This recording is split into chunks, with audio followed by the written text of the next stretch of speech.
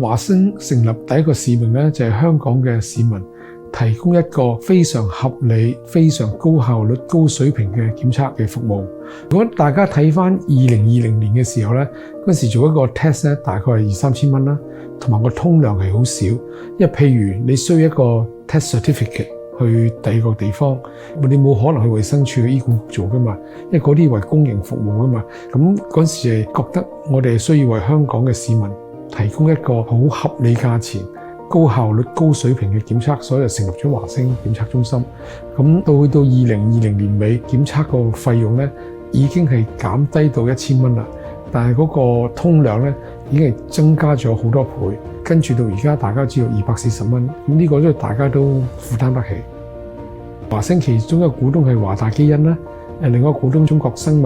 科技服務公司啦。咁兩間都喺科研啊、醫療啊、研究方面都好有經驗嘅，咁變咗有佢哋喺後邊支撐我哋。譬如我需要人，係可以隨時你要揾幾百人，可以即刻由深圳調幾百人過嚟。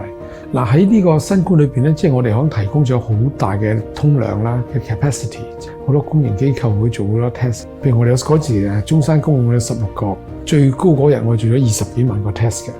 咁但係其實我哋長遠嚟講咧，希望能夠為香港、為大灣區創造一個好先進嘅檢測中心 ，test 好多疾病啊，或者做好多臨床嗰啲數據嘅研究啊、分析啊，或者測試。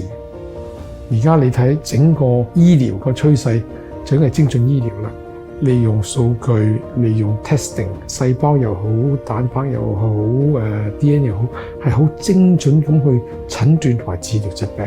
但係我哋始終以前係做唔到一樣嘢，就我做唔到一個 trial centre 臨床中心，因為我哋人口太細啊。大家大灣區加埋晒，唔係香港接近1億人口啦。